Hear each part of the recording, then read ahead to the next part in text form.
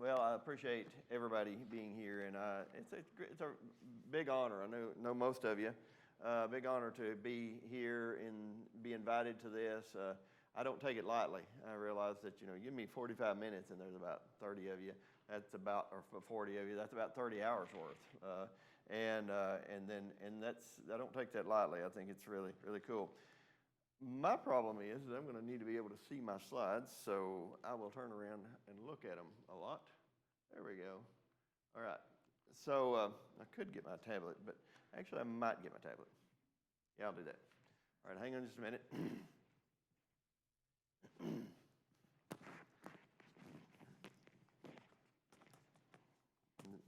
Now the problem is not all my slides match up because I changed them after I sent them to Kyle this morning, or this afternoon. That's all right. We'll make it work. All right. Postcards from Katie, volume 31. All right. Anyway, let's get going here. So let's think about the context of where we are. We looking at it from the historical perspective. Where were the Israelites just a short time before? They were in Egypt, right? And were they living the high life in Egypt? No, they were slaves. They lived a pretty rough life, and I don't know exactly how rough the life was. We think about being about that, and the possibility that change. There it is. Yeah, hold on. There we go. We're going to get the hang of this here in just a minute. But here they are. They've left Egypt, and they have come through the Red Sea. We've already, I see from the earlier lessons in the week, that we got a lot of background for this. We've established a lot of context. But here they are. They're caught in the state of in-between. And I think that they are living in between what was really bad and what they hope is really good. They're refugees in a sense. They're looking back, and they're pilgrims looking forward. And thinking about the throughout history, and I love history. I read a lot of historical novels and a lot of historical books, and I read about these times when people are in a particular place and things aren't good and they leave. And that's kind of the story of America to a certain extent, isn't it? About everybody in here. I was talking to a guy earlier today that I met over in E-Town, and his name, he had a particular name, and I was asking, he said something about himself being Irish and having an Irish lineage, and we talked about our lineages and about the times that we were, in our families before they came to America. And that's kind of the way all of us have a similar background. And thinking about these people that are in this state of in-between and how not happy they probably are. They're happy, I'm sure, but they're living in tents. And the problem is they're going to be living in tents for quite some time. But as they're embarking on this journey, they're a ways into it now, but it's still early in their history. They don't know it's early in their history. They think it's, today. They think, well, yesterday was bad. We hope we're going to live forever. But they are really early in the Israelite history and in their new kingdom that they are about to be a part of. And God wants to set aside the rules. He wants to establish the rules early. And as he's starting to getting them started in their new nation, make sure this is changing, and it didn't. Don't wave it twice. Wave it once. All right, got it. All right, I'm going to get this thing down yet. All right, so he's getting them started correctly into their new nation, but notice that there's a lot of guidance that God gives them at this stage, and the guidance he's given them is, in some ways, it's very general, and in some ways, it's very, very specific. I mean, look back in Numbers chapter 1 through 4 there, in where we started with this, and just a few examples. In 1 verse 17, he says, Moses there and took these men who had been designated by name. So as they are establishing their camp, and as Eliab showed that picture, as we saw in the movie, or the scene there, where Israel is camped, and they're very orderly. It's not just a bunch of tents that are. All right, good. Oh, that one's doing good, yeah. All right, so as they're all arranged around the center, they're in a particular order, a very specific order.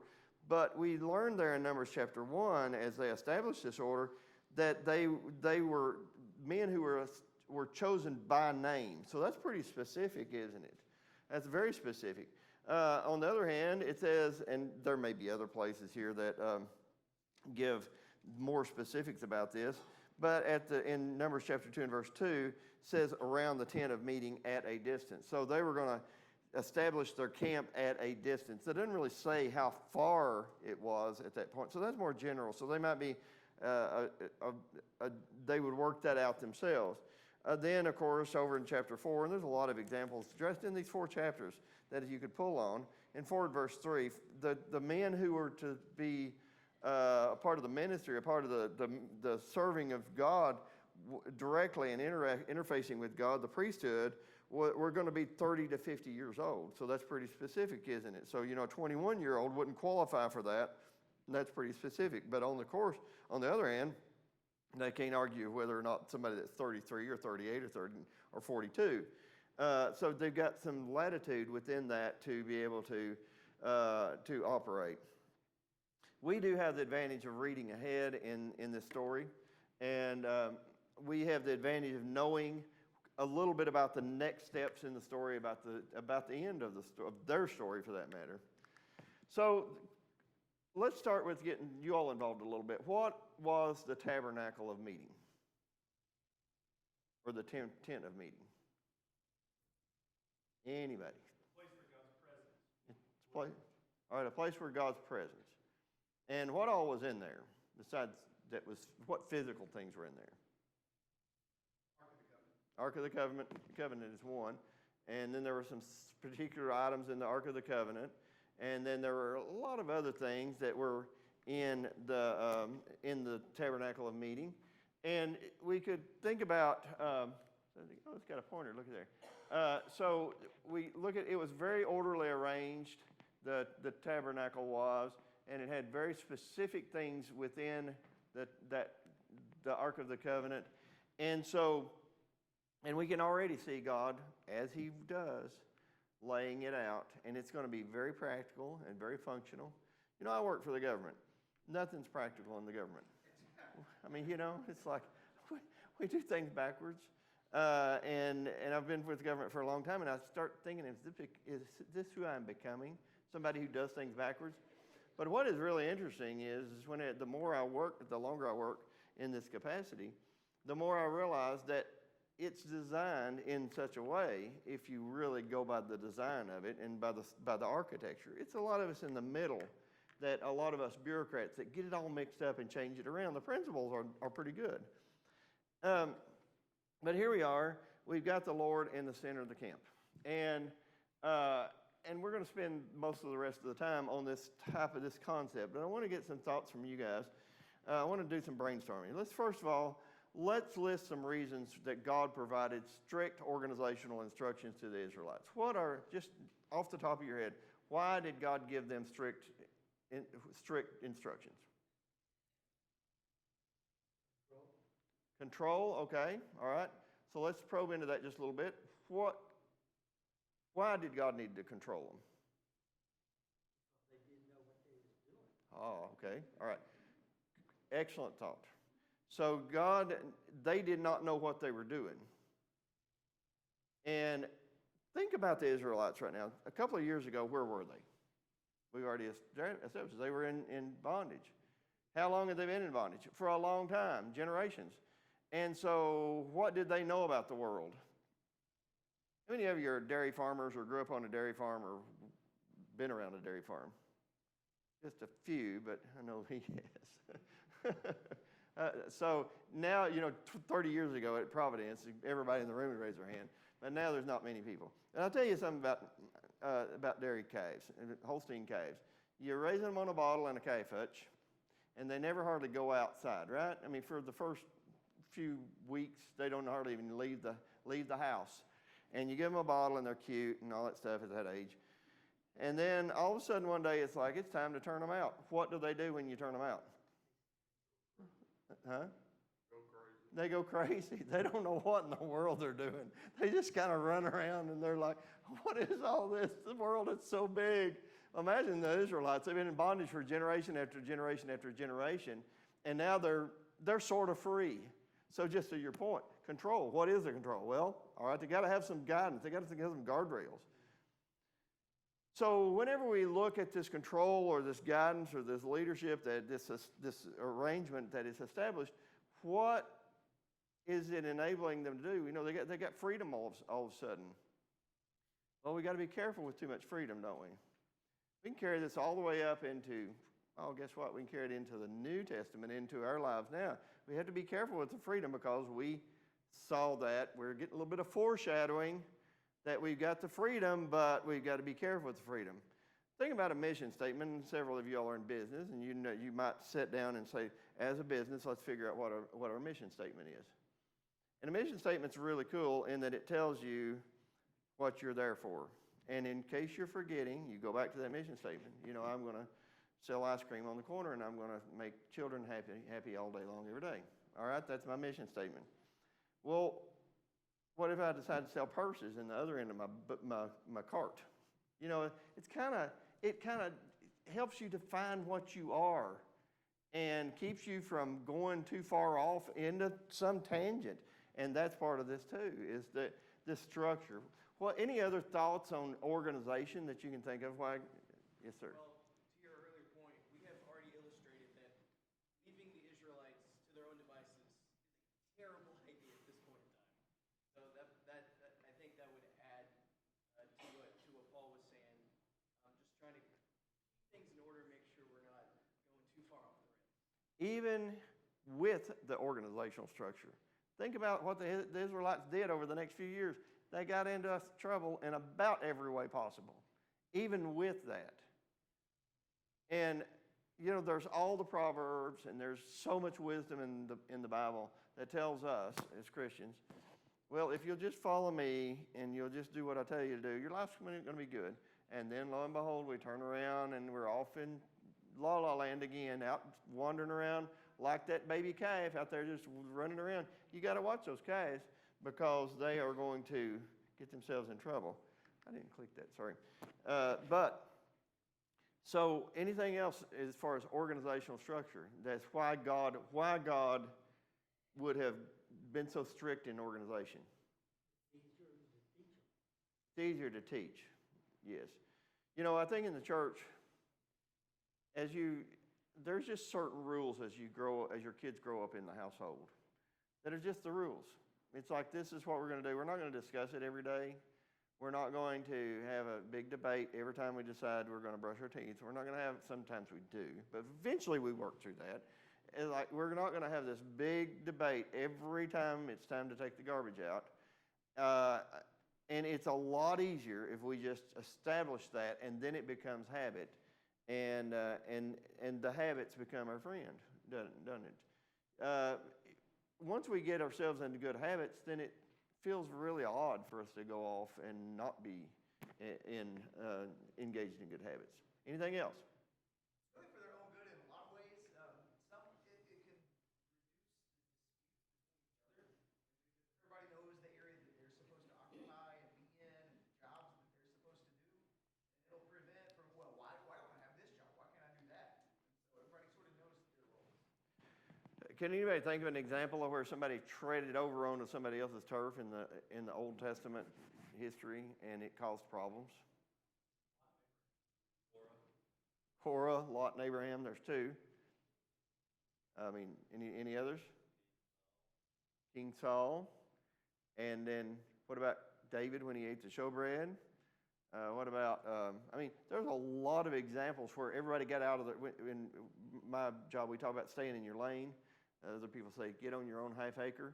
Well, when we step over into somebody else's turf, it causes a problem. As far as living or as far as doing, you know, the Levites, for instance, were assigned to take care of all the ministerial duties. And the priest earthly duties, and it wasn't, don't be getting into their part. And that caused a lot of trouble between the tribes for many generations. All right, let's look at something else. I want to spend just a minute thinking about this concept of sinner. And I don't mean sinner, I mean center. I need to start articulating better, but I just don't have it in me. So you're going to have to, when I say sinner, what do I mean? I mean center. All right, so in my Appalachian vernacular, center. I just asked ChatGPT. ChatGPT, I call her Chatty, is my new friend. I just discovered her a couple of weeks ago. And so I said, make me a word cloud centered around words, balance, moral compass, God, those types of things. Okay, but because it occurred to me how much of our conversation, how much of our day, and how much of our speech and vernacular incorporates the concept of sinner. And I go back to a few years ago, my kids and I started going with Sherman Cook. Some of you know Sherman, and his boys, his kids, to Aikido. I don't know if you know what Aikido is. It's a discipline of martial art, and so you're learning this. Really, we got COVIDed out. We didn't get to the last, but about a year. I didn't learn. I'm a slow learner. But I'll tell you what I did learn is that you focus on maintaining your center of balance, your center, all right? So if somebody were to swing at you, and, you've seen it on the old Westerns, all right? They are fighting, and this guy, the hero, he's the big tough cowboy, and this little old bully, he gets so mad, and he just keeps provoking him. He gets so mad, and he takes a swing, and he swings. The hero steps back, and the guy falls, and he just makes a fool of himself. And everybody laughs, and you're glad to see the hero won that little skirmish. Well, what happened there? You got somebody who lost their center of balance, and somebody who maintained their center of balance, right? What about this? It's another example you might think of. Let's say you're running down the basketball court and you're getting ready to make a big layup, and somebody steps in front of you like this. They step in front of you like this. They're planted, they're solid, and the guy runs over, the offensive player runs over you. What is that called? A charge. Why is it a charge? That's right. The defender was holding his center. What about and the person who hit you was out of control, right? They lost their balance. But is that true? Is that possible, true emotionally, that we would lose our balance emotionally, lose our center, lose our moral compass, lose any one of these words here, our clarity, our cord? Well, of course it is. And it's an important principle for us to remember and to consider. I had a mentor of mine years ago who said, and when I went into the regulatory world of veterinary medicine, which has been quite a journey, and he said, Chris, he said, always remember to not wrestle in the mud with pigs, because everybody gets muddy and they kind of like it. Now, how does that relate to this? Have you ever said somebody just nags and nags and pulls and pulls and pulls and pulls? Gary Sandusky used to preach at Providence a lot, and he said, I saw old sister so-and-so coming. I called her the church chigger, because when I see her coming, I know she's going to get under my skin. Well, you got people like that just know how to pick and prod, and they get you so mad, and next thing you know, you're doing something you shouldn't be doing at all. And they didn't do anything other than just poke at you. They know what your buttons are. So we got to be very careful with that, and to realize that when we are talking about center, we are not just talking about the physical center. We are talking about the emotional center, and that same thing would that same concept carries over into a spiritual application, and it carries over into a social application. So I want to think about that from that perspective. Now, let's go back to our brainstorming session. What are some reasons why God would be placed in the center of the camp? Everything goes around God. Okay, everything centers around God, yes. All right, what else?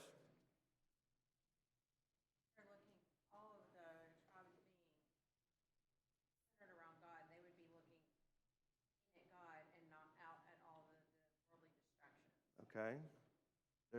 They're focused on, we might call it true north. It's not really north, but they're looking at what they ought to be looking at. What else? Where to find God. They know where to find him. Yep. All right, they know where to find him. Anything else? I've got a bunch. We're getting ready to go through a bunch of them. Got 4, actually. I had to combine them. One is, he radiates, and this is related to what you all said. He radiates from the center outward. It's good. He radiates from the center outward. And he radiates goodness. He radiates counsel. He radiates direction. He radiates righteousness. It's everything that we need is coming from God. Now, go back to the basketball court with me. All right, we got 16 seconds to go. We got the ball. We're down 1 point. We're on the defense end of the court. What happens? What are we going to do, Jackson? What's the coach going to do? We're on defense? Yeah, we're on offense. We got the ball. Yeah, but what are we going to do before that? Timeout. Yeah, call timeout. All right, we're going to call a timeout, and we're all going to go to the sideline, and we're all going to stand in a line facing the other direction, right? No. We all know that we're going to stand in a circle, right? Isn't that similar to what we saw on the board a minute ago? We're going to stand in a circle, and who's standing in the circle? The coach, the one that is going to give the direction and give the pep talk and the warnings and all that stuff. See, we use this concept every single day, but we just don't think about it in this way. All right, so here's another reason. We protect what is the most valuable thing in our lives. We hold it close. And we hold it so close because we don't want anybody stealing it. Let's go to the football field. I'm a terrible sports person, by the way. I'm not even really a big sports fan. It seems like everything, but you'll learn so much in sports. When you carry a football, you can tell by looking at me, I never carried a football much. I learned that everybody's coming after me if I had the football, so I get it away from me as quick as I could. But if I were to carry it and I didn't want somebody to get it, I'm going to tuck that thing right here, right? It's very valuable. It's the thing that everybody wants. So I'm going to carry it. I'm going to hold it right here. What about another example of that, you know, we think about something that we cherish so much in life that maybe like a child. I mean, you all work with Sacred Selections a lot. There's a lot of couples, a lot of parents, they want a child so badly, and they're not working for them. And then all of a sudden they get the call, they got a child, or they get pregnant and they get a child, and now they hold that thing so precious in such a way because it's so precious to them. They protect it. And that's the way we are with God. Jesus taught these in parables that we hold on to these precious things so diligently and keep it. But look at our own bodies. Let me ask you a question. If you're going to lose something, let's say you've got to go, I love farm examples. I live on a farm. If you're going to check and see if a fence has electric on it and you don't have a tester, don't do this as my farm. I got some really heavy electric fence boxes. Are you going to stick your chest up there? No, you stick your finger there or whatever. I'm not going to do that either. But the point is, if I'm going to get something hurt, I'd a whole lot rather get my finger caught in something than my heart. Now look at how God designed our bodies. We can live without this arm or this eye or this foot, but we can't live without our heart. So where did he put the heart? In the middle, in the center, in the rib cage. And I can tell you, I mean, I've been around critters a lot in my job and studied medicine for a long time, and I can tell you, it takes a lot to get to the heart and damage the heart physically. Emotionally, that's another story. We'll talk about that in a minute. All right. Then something else that we talked about a second ago, we want easy access. We want to see God as a reminder all the time.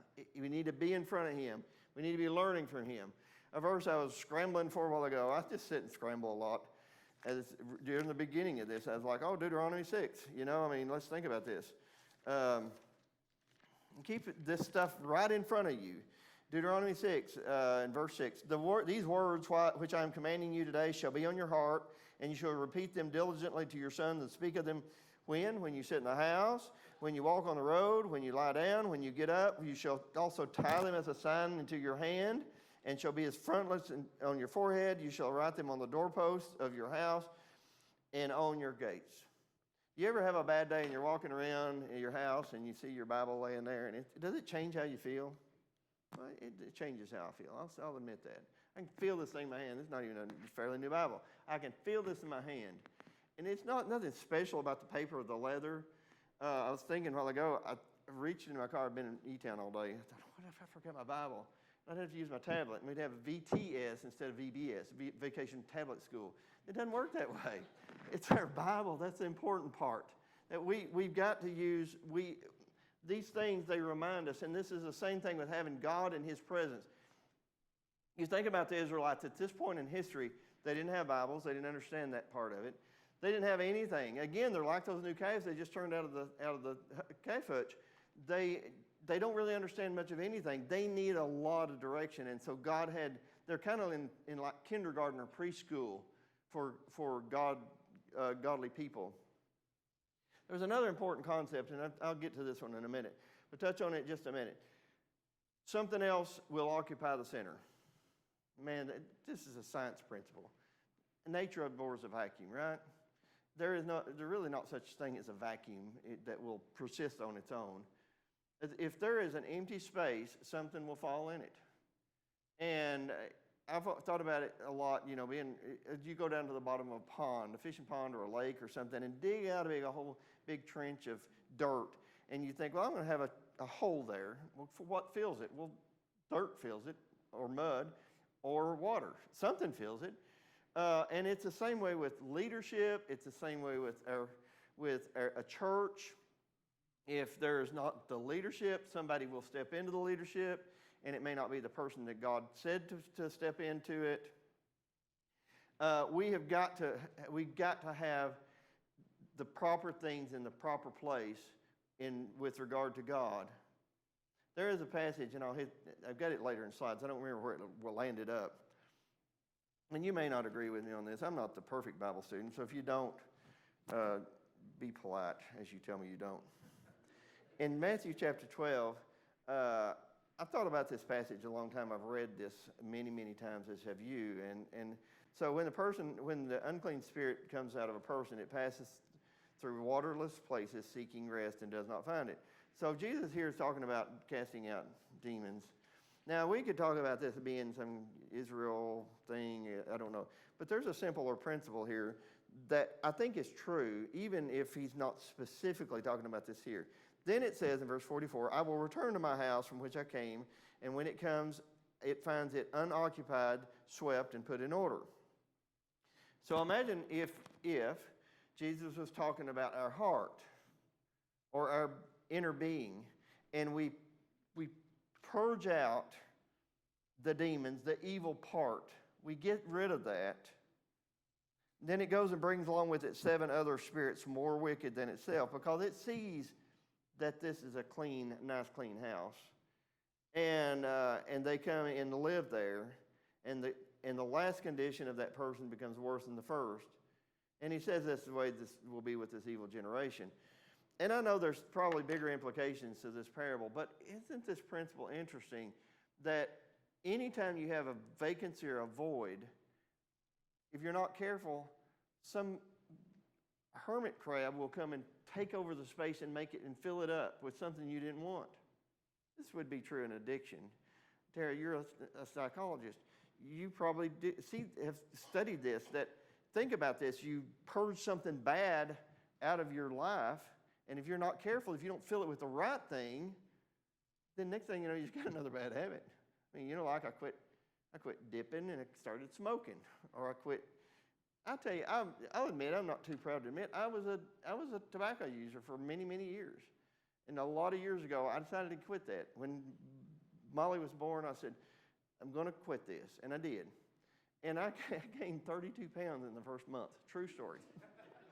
Guess what I replaced it with? I purged that bad thing out, and I replaced it with carbohydrates, Oreos, Chips Ahoy. Great stuff. And I'm not sure I'm any healthier than I was then, but I'm not going back. It's been 20 plus years. not going back, so don't worry about that. We have got to realize that when we vacate the place where God is supposed to be living, something will come in. And it happens all the time in our spiritual lives that we've got to be so careful about that.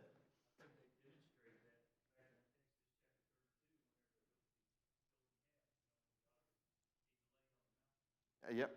Yeah. He was, I mean, it's like, where is he? Where is he? Where is he? Where are they coming back? They're not coming back. So we got to do something. But the thing is, to your point, that happened all through every time in every society. Now, this is one of my big arguments against evolution. Is that, and Ecclesiastes deals with this, the wise man. Man is a spiritual being. Now, if you go back and study anthropology, you study world history, you study anything you want to, every society is looking for something spiritual, something bigger than themselves. So if we're going to pick one, how about we just pick the right one, all right? If we're going to decide, oh, that one comes with too much order and too many rules. Well, let's pick one like Dagon. Oh, I'm giving something away here. Was the tent of meeting ever removed from the center of the camp? Any examples?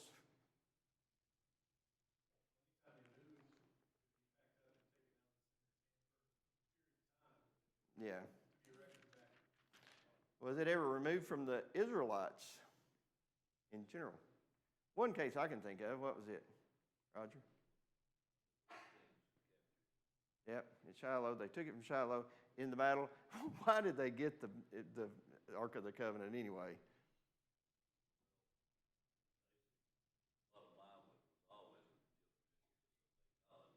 They're right.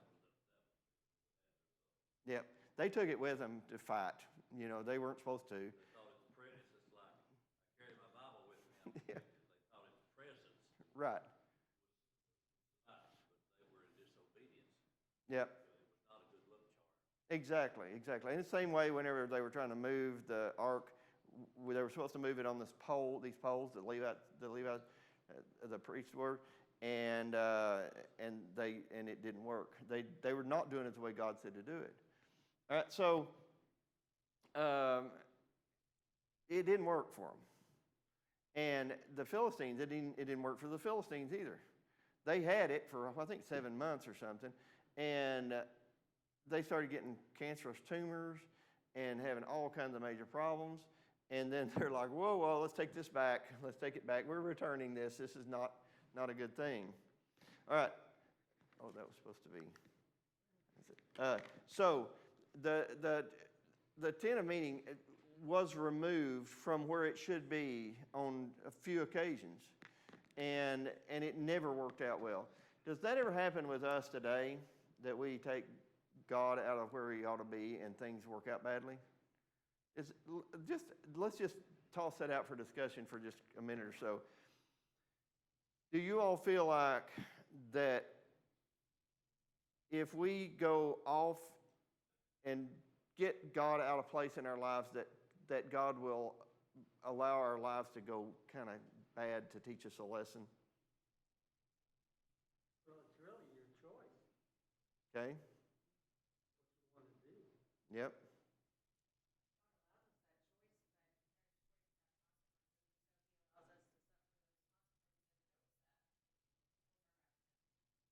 I think there's a lot of evidence for that through the Old Testament, and I think there's a lot of evidence for that in the New Testament. I think in Hebrews, he says, do not despise, my sons, do not despise the chastening of the Lord, for whom he loves, he chastens. Well, what's he talking about there? He's saying, I'm going to chasten you just like we would an unruly child, and hoping that they'll come back to live in the good life, to live in the life that they're supposed to. And so this concept and this principle did not end at the cross. That God is in our lives and he's helping us. And I mean, sometimes I get weak and I get tired and I get discouraged. And then I'm like, I got to get this straightened out, because I'm not superstitious. It's not superstition whatsoever. It's doing what I thought I should do. I've had certain occasions to accept things, assignments from God, and I didn't want to do it. I'm tired. I'm busy. I got things in the world to take care of, not bad things. I got to make a living. I got this thing at work, whatever. I'm like, well, and I think, well, but here's Jonah, and I sure don't like being in a whale. And here's, all these different people in the Bible that we saw that we had, that God was like, okay, you don't want to do it?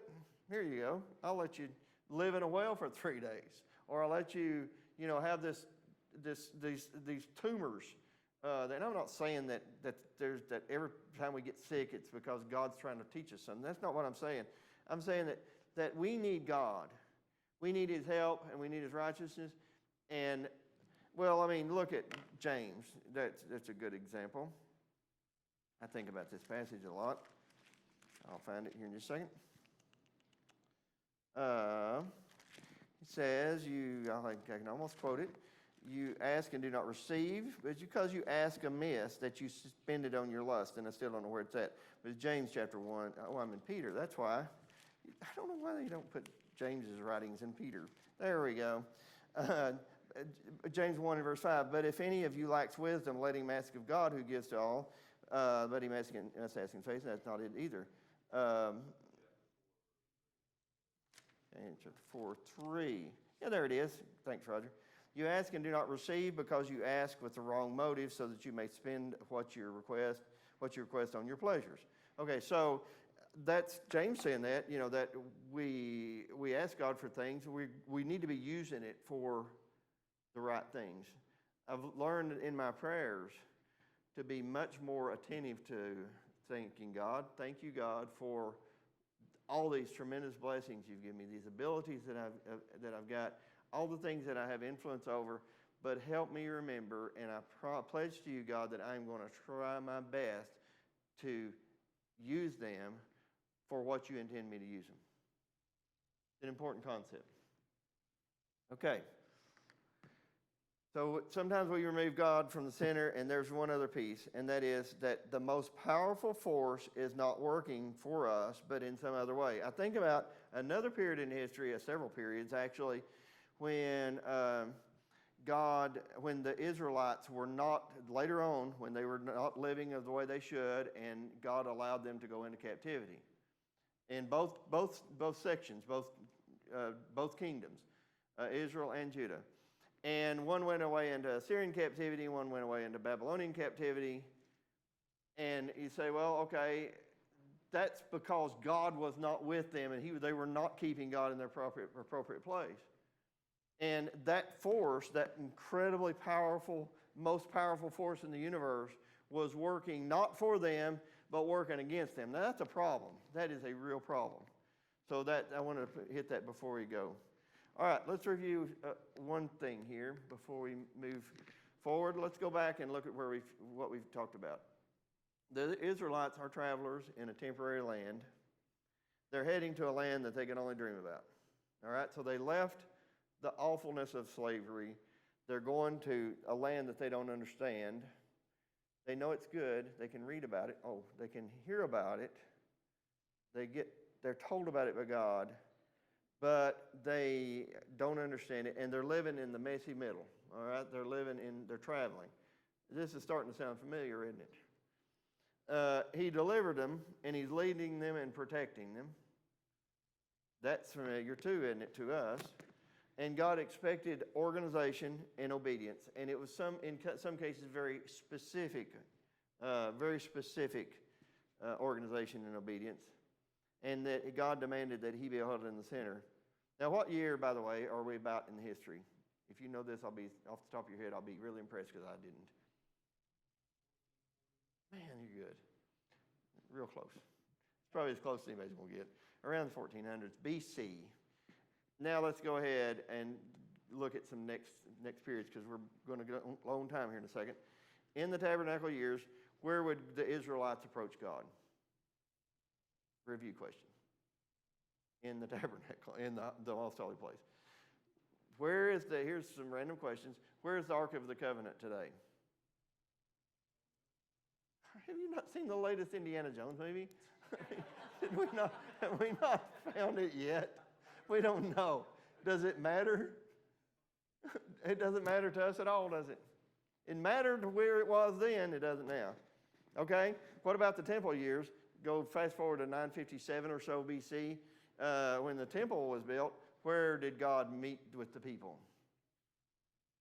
In the temple, in the holy place. That's an easy question.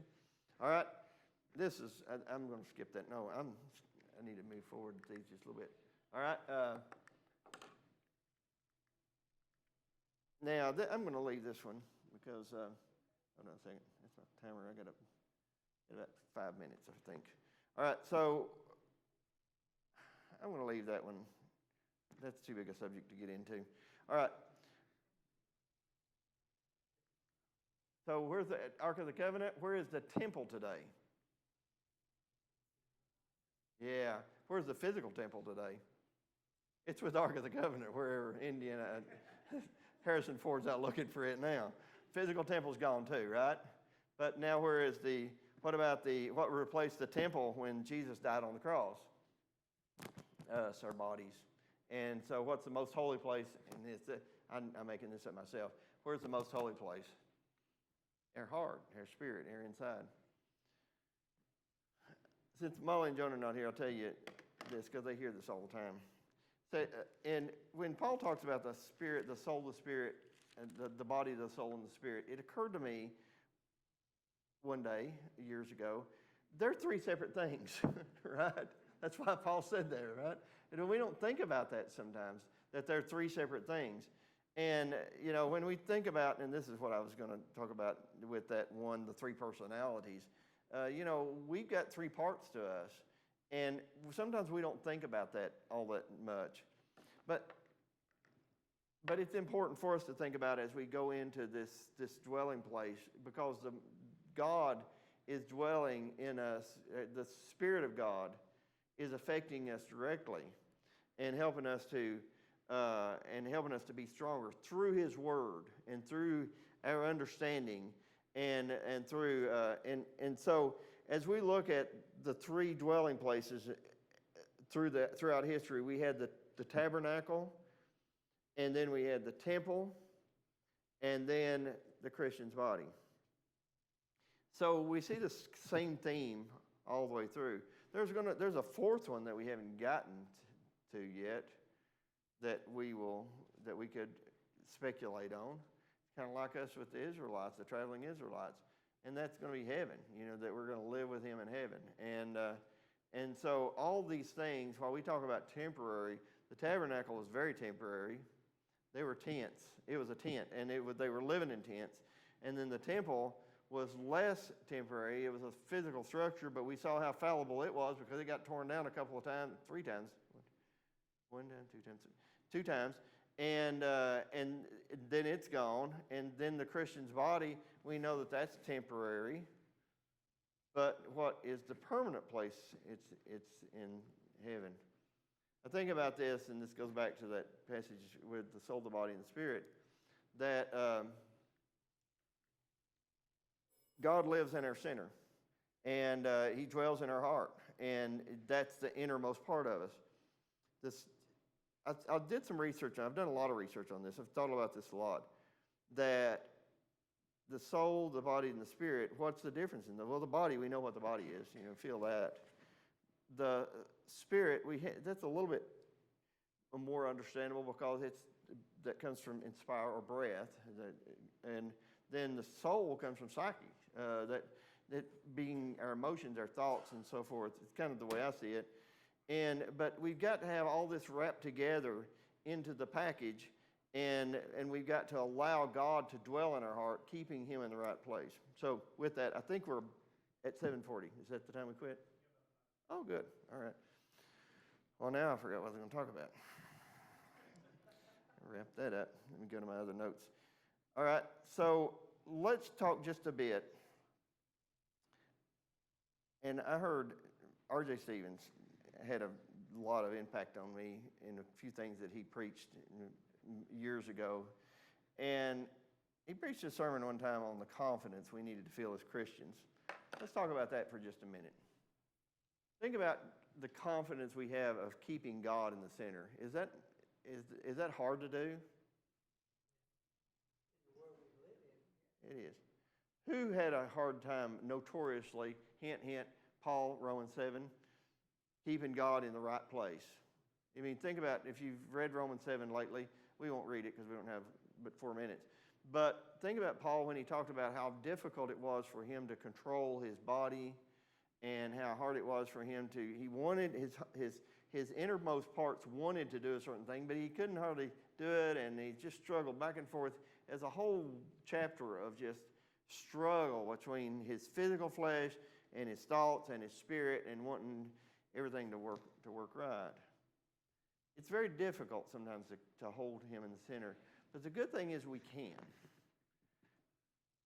And what we've got to do in order to accomplish that goal is we go to the inside of us for every decision. But of course, we got to feel the inside. We got to know what's in there when we go dip out of it. You know, you reach in the refrigerator and the refrigerator's light's not on in the middle of the night, or you don't have your glasses. You're like, I'm going to pull the milk out or whatever. You know the milk's good in there. If you didn't put good milk in there and you just don't know what's in there, you're not going to grab something out. You got to be careful reaching in places where you don't know what is.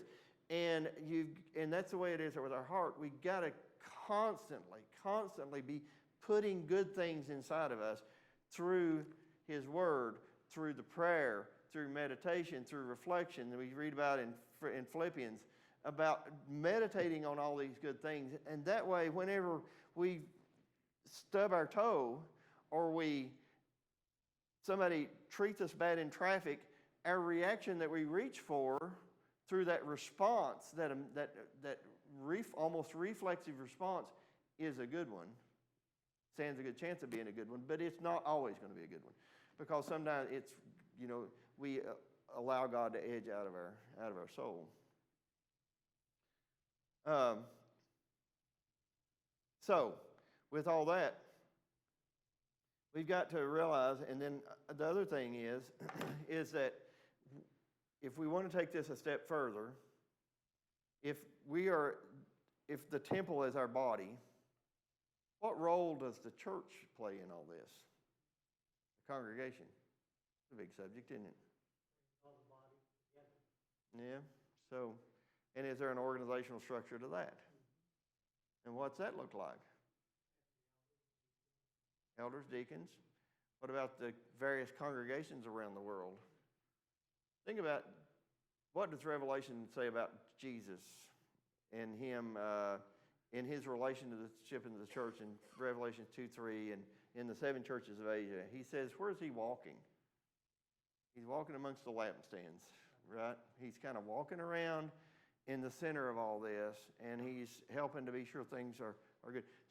And so let's go all the way back to Kadesh and think about the need for God to establish them in a very physically organized structure, arrangement. They could see it with their own eyes. When Eliab was up on that hill and he's looking down over it, he could see how organized they were and see just how everything was placed in its proper place. That's what they needed, because they're like that baby calf. They didn't understand that. But now we are of full age. We have all this history and all this understanding, and we can now operate from a spiritual basis, and that's a faith that we cannot see with our eyes, but we have no excuse because we can see it by faith. All right. I give up. I yield the floor.